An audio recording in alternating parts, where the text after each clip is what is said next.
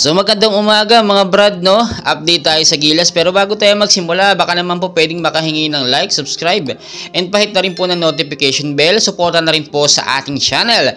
So kahapon po, kakatapos lang din, no, na ang ginanap nila na press conference ng SBP. Kasama po itong si Coach Timko na head coach nga po ng Gilas na lalaro sa Asian Games. So nagkaroon ng adjustment dahil nga po dun sa apat na player na na-denied, no, dito sa Asian Games.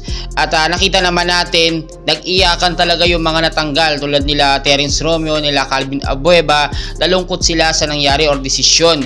Pero ang maganda pong balita dito, hindi pa naman talaga actually 100% na hindi sila makakasama.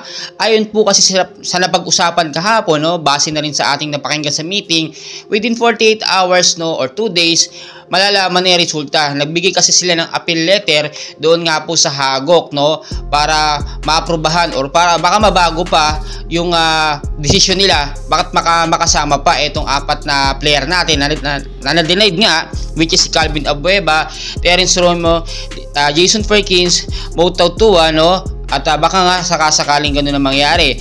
So kahapon po, in case talaga hindi sila makasama, nagkaroon po ng adjustment ang SBP kasama itong si Coach Timko. So ang tapang ng ginawa dito ni Coach Timko, talagang nagdesisyon siya na ituloy yung laban ng Gilas Pilipinas dito sa Asian Games.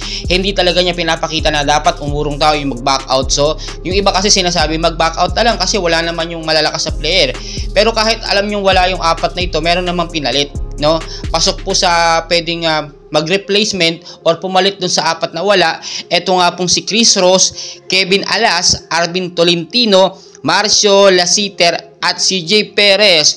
So malakas din ito, no? At nakita nyo naman talagang ginagawa ni Coach Timko yung the best niya, no, para magkaroon ng laban ang Gilas Pilipinas. Kahapon din po, no, ay nilabas na ng SBP o ng Samahang Basketball ng Pilipinas yung hinihingi po ng mga tao na 60-man lineup na ipinasa nila sa Hagok.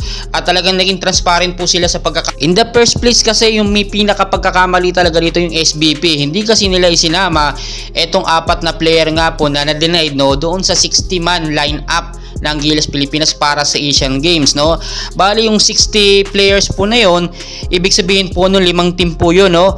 Pwedeng 2 team composed of PBA, 2 team naman na collegiate at 1 team players na naglalaro po sa overseas, no. So paano nawala ng players? Walang utak talaga yung nag-submit po niya, no, doon sa Hagok. At sa mga nagtatanong, ano nga po bang ibig sabihin nitong Hagok, no?